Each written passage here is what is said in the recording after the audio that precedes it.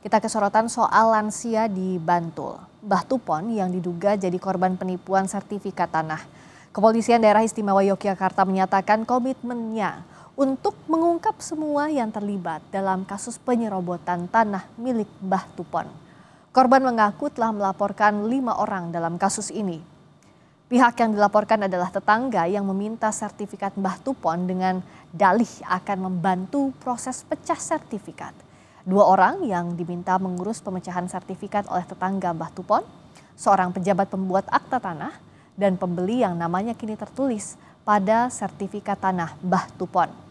Kabid Humas Polda DIY, Kombes Pol Ihsan menyebut, polisi telah menerima laporan Mbah Tupon pada 14 April lalu.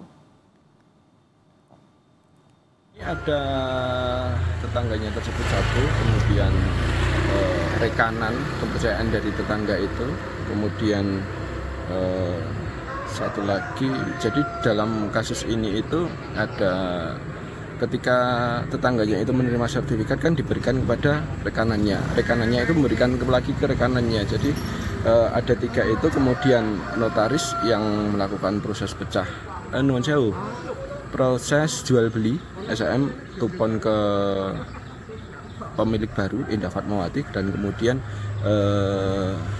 satu lagi pembelinya atas nama Indah Fatmawati. Berarti ada sekitar 5 ya? 5, ada 5 yang dilaporkan. Korban bersama ahli warisnya mendatangi Polda DIY untuk melaporkan peristiwa tersebut, dan setelah kami terima laporannya di SPKT, dan saat ini prosesnya masih bergulir di penyidik di Treskrimum Polda DIY. Kantor Kementerian Agraria dan Tata Ruang Badan Pertanahan Nasional Kabupaten Bantul tengah menginvestigasi kasus tanah Mbah Tupon. Kantor ATR BPN Kabupaten Bantul telah memblokir sertifikat tanah terkait kasus Mbah Tupon. Kepala Kantor ATR BPN Kabupaten Bantul, Tri Harnanto, menyatakan telah melakukan penyelidikan di sejumlah tempat, mulai dari pemantauan lokasi tanah Mbah Tupon, pemeriksaan silang di kantor pemerintahan setempat, hingga mendatangi kantor pejabat pembuat akta tanah.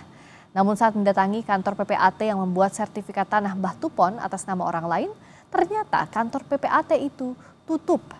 Untuk kelancaran investigasi, kantor ATR BPN Kabupaten Bantul juga telah memblokir sertifikat tanah Mbah Tupon yang kini berganti nama pemilik.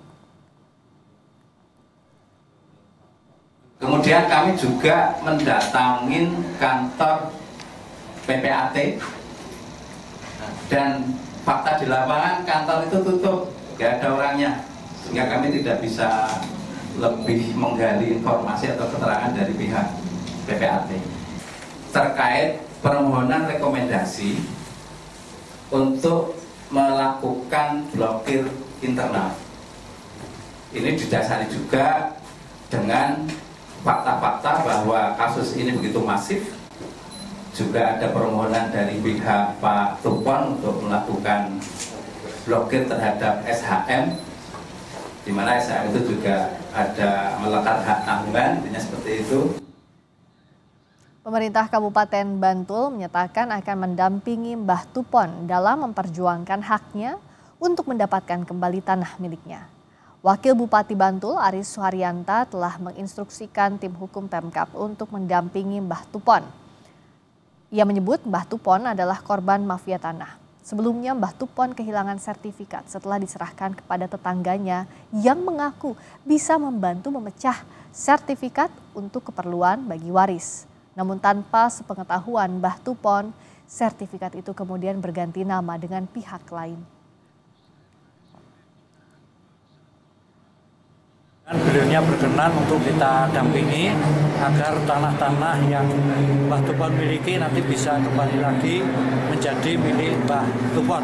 Karena Mbah Tupon ini memang tidak bisa membaca menulis, sehingga dia itu sebetulnya berniat baik, ingin membantu untuk jalan umum, juga membantu untuk gedung RT, tapi ternyata disalahgunakan oleh mafia-mafia tanah di Kabupaten Bantul.